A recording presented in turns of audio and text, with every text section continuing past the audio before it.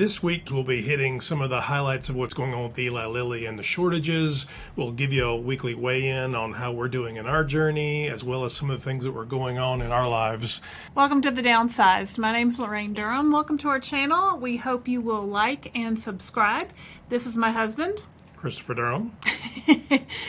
If you're not familiar with the Downsized, this is our opportunity to tell you a little bit about our journey and hopefully help you in your journey as far as weight loss, health and wellness, and management impacted by, honestly, taking GLP-1s, Wegovy, Mounjaro, Ozempic, Zepbound, the whole 9 yards, Tirzepatide, Semaglutide, or anything else that comes along. We always start with our weekly weigh-in, right? Weekly progress update. So my starting weight was 193. My current weight is 150.4.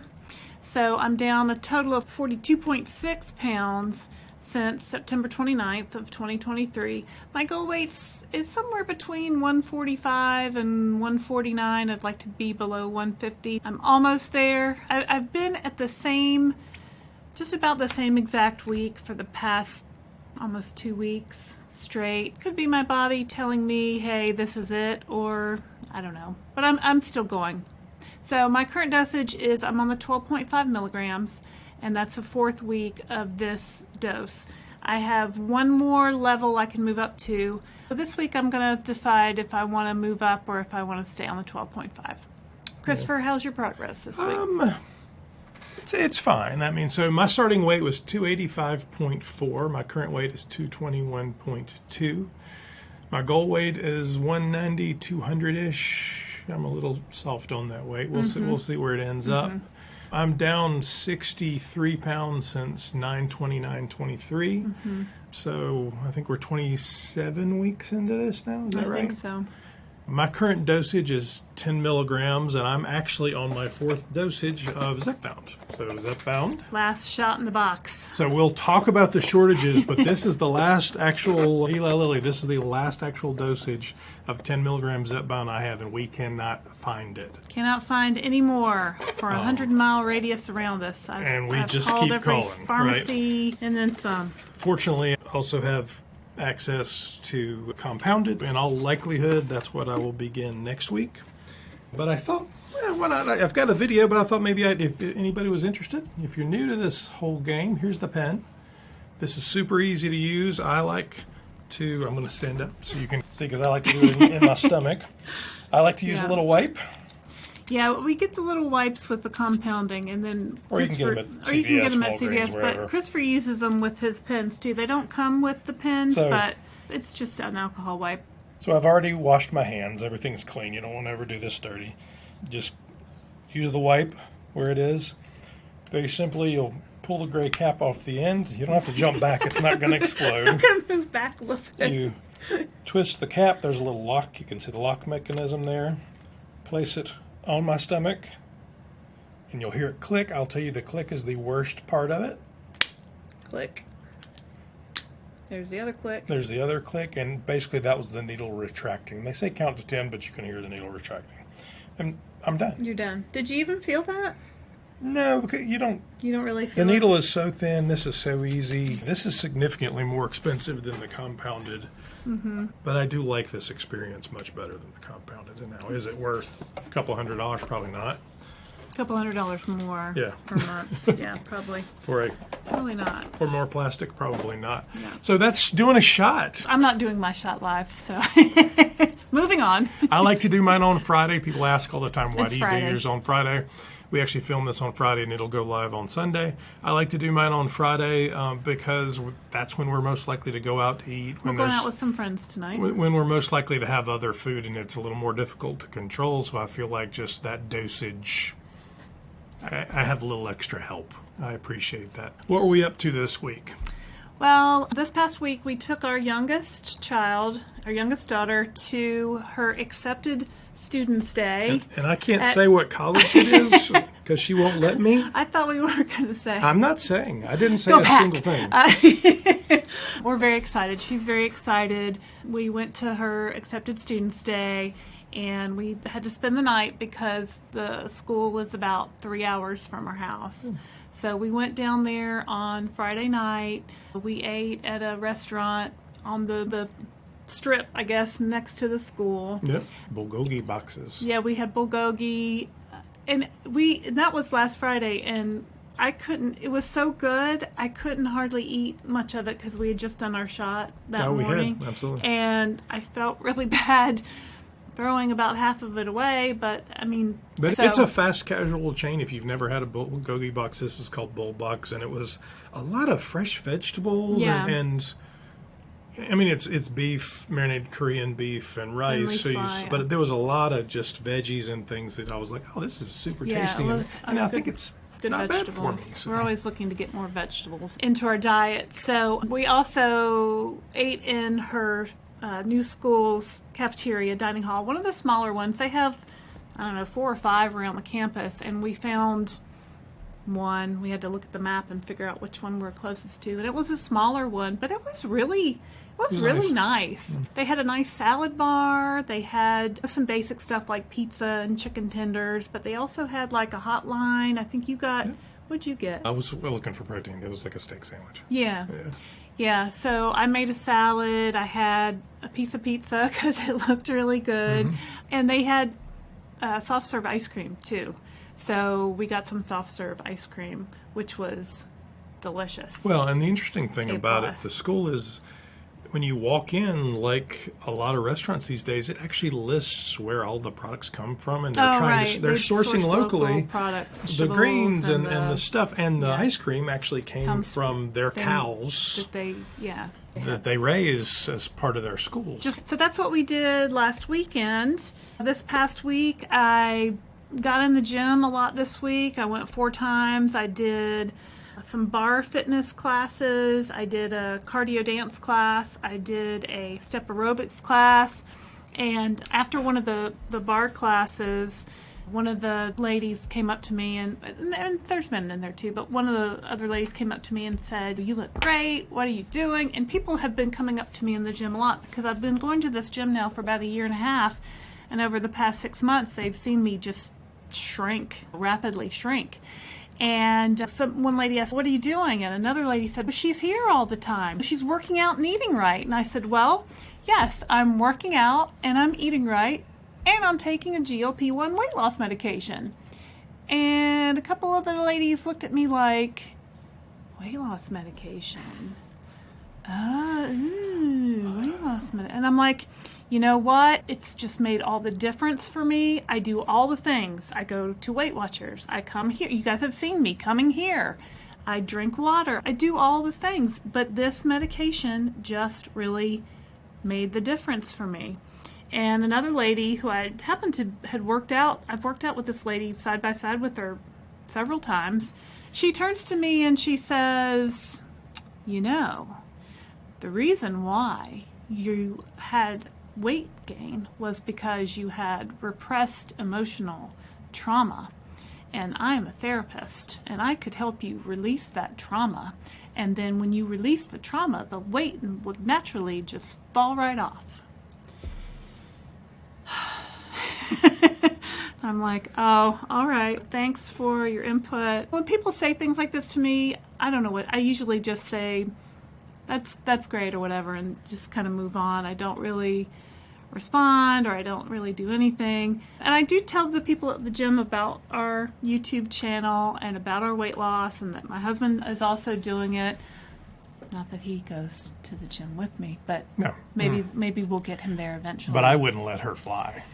No, I know. And so that brings me to the other thing that happened this week. I would have stopped her and said, "Well, you know, according to all the medical experts these days, obesity is a disease and it has to be treated medically. Although past trauma might be a contributing factor, maybe you're self-medicating with food, I don't know. It's a disease. Right. It's not what's causing it." And that would have been a great thing to tell her. That's not who you are. That's not who I am.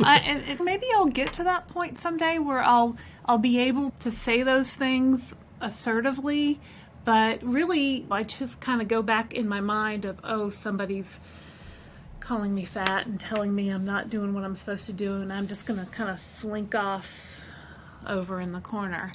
Which brings me to something else great that happened this week. So as I'm calling around pharmacies to try to get Christopher's medication, we had found a small locally owned pharmacy that we had had some luck with in the past. And we use a coupon from Eli Lilly, from the manufacturer, and we've used this coupon, how long have we been on it? A lot. 6 months. Yeah. 6 times at least. And so I called, and I got a hold of the pharmacist. I said, I'm checking to see if the medication came in and if it's ready. And he said, oh, yes, it came in, but it's very expensive. And I said, I know this isn't our first dose of this medication. You know, what did it come out to be? And expecting him to say $550, because that's what it has been every other time. And she has him on speakerphone. And I have him on speakerphone. And he said, well, it's $1,564. And I said, but didn't the coupon, I gave you the coupon. Didn't the coupon apply? And he said, well, the coupon now goes through your insurance, and since your insurance denies it, it won't apply the coupon. And I said, you know what?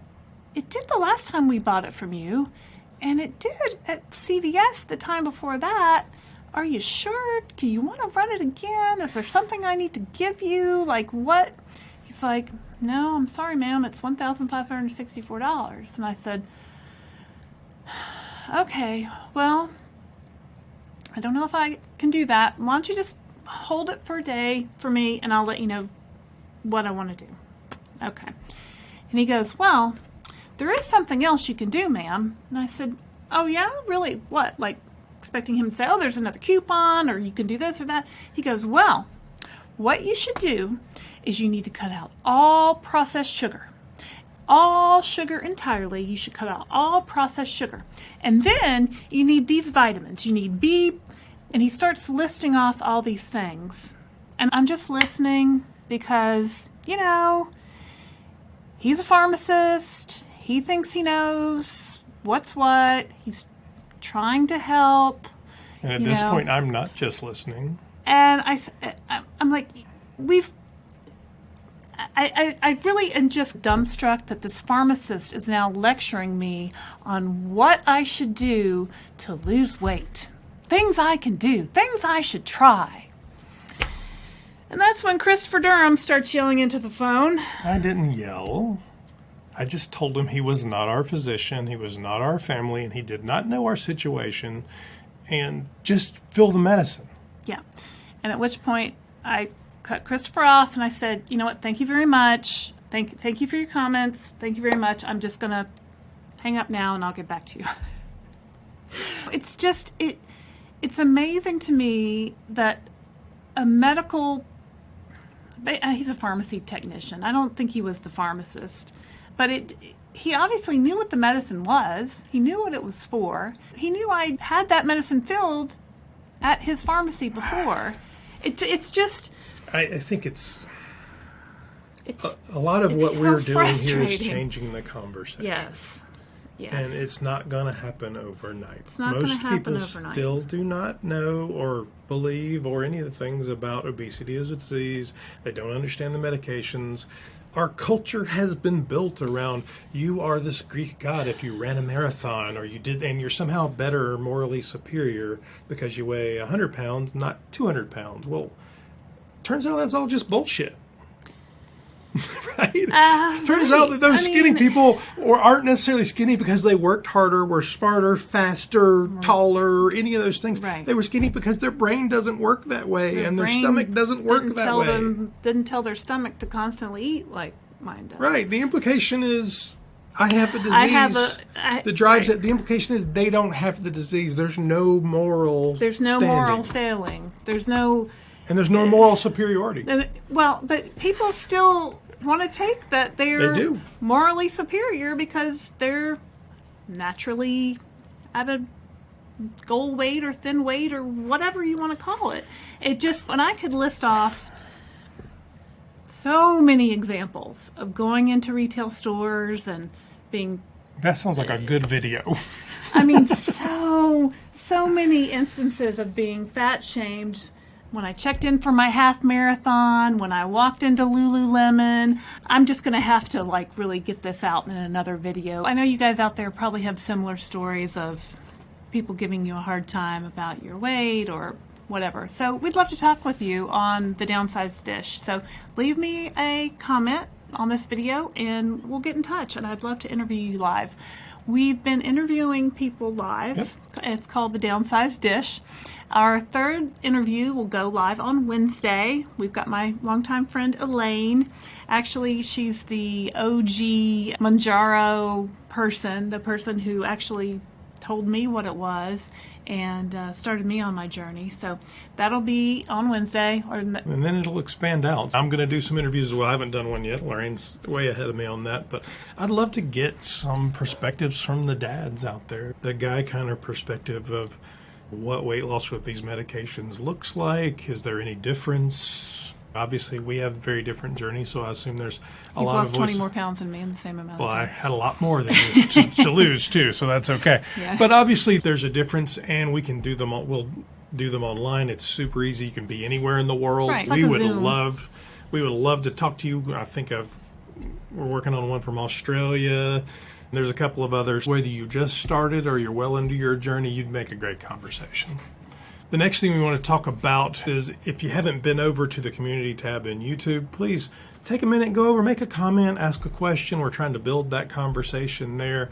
Earlier this past week, I actually launched a poll on there that's, how was your most recent Zepbound Mounjaro prescription filling experience? We've got about 24 responses so far. I'd love to have 1,000 responses, 5,000 responses, really get an understanding of what's going on with the shortages. And the response ranges from, it was in stock and easy to find, all the way to, it's completely out of stock and I'm really disappointed. What am I going to do? Really, 25% right now of those 24 people said I had to call around, but I found it in a few days. But 54% said it was completely out of stock and I'm disappointed. 24 people is not a lot, but go add your voice, and we'd love to be able to report back a bigger number of respondents and get a better snapshot of what's going on out there. Moving on, we always like to do the news, just kind of round all the things up going on in the GLP world. Honestly, this week was dominated by Eli Lilly and the whole conversation around shortages and out of stocks. They're working to increase the supply of the weight loss drugs, but it's slow going. Yeah. And right now, we can't get anything. Some of the steps they're taking, we've mentioned before, including building a new plant not too far from our home, but they'll take months, if not a year or so. About officially went on shortage in April, according to the FDA, and right now, all but one dosage, the 2.5 milligram, is listed as in limited dose. availability. Right? You can start, but where are you going to go after that? that? I mean, that's just such like the bait and switch kind of thing. I don't know. Yeah, so, Make more, Eli Lilly. Yeah, make more. Release the vials, please. They're listed as limited availability through the end of June on the FDA's website. I'm not hopeful. Past that, I think it's going to be a while. As I said when I was doing my shot, in all likelihood, I'll be on compounded next week. As I mentioned, to increase supply, they're trying. Believe me, the stock market and their shareholders want them to sell more of this. They don't want to get yelled at about this. It says they're of course opening the manufacturing plant in Concord, North Carolina, not far from where we live, by the end of the year. They also, in story number 2, debuted a new website to let you see availability. Which there is none. Called supply.lilly.com. So you can go in, and it's not just Zepbound, it's any of the medications they make. So you can go in and see availability, and they'll give you some updates. It gives you current supply status, answer some of the commonly asked questions so you can make informed decisions on what they're doing. I applaud the effort, but it's not a lot of new information. But if you'd like, go take a look, supply.lilly.com, and you can say what they're saying about availability. And then story number 3, Zepbound showing promise in treating sleep apnea. I think we knew this already. I'm always excited to see research that reaffirms what I already thought. In our sample of N equals 1 or N equals 2. Yeah. Yeah. we'll get into it. In a recent announcement, Eli Lilly revealed promising findings regarding Zepbound's potential to help with obstructive sleep apnea, or OSA. The company disclosed plans to submit data from trials to the U.S. Food and Drug Administration, the FDA, aiming to expand Zepbound's usage to tackle the sleep disorder. Now, let me stop you right there, Eli Lilly. If you're going to expand usage and open it up to, I don't know how many millions of people have sleep apnea, Everybody's going to and be you on can't this produce for the drug. diabetics or the fat people, stop. Just hold off on it. Get your supply chain right. As I mentioned, obstructive sleep apnea, or OSA, is characterized by recurrent interruptions in breathing during sleep, which poses a significant health risk, including cardiovascular complications like coronary heart disease and stroke. Mine is undiagnosed, but if I don't have this, I would be shocked. I'd be shocked. So is that, when people have a CPAP machine, is Yep. that what this is for? That's how they're being treated today. So- Basically, that's pushing pressurized air into their lungs such that their airway stays open. So we've been married 20 years, and Christopher has snored for the majority of those 20 years. But since we've been on this medication, I haven't heard you snoring at all. I haven't heard you breathing funny at all.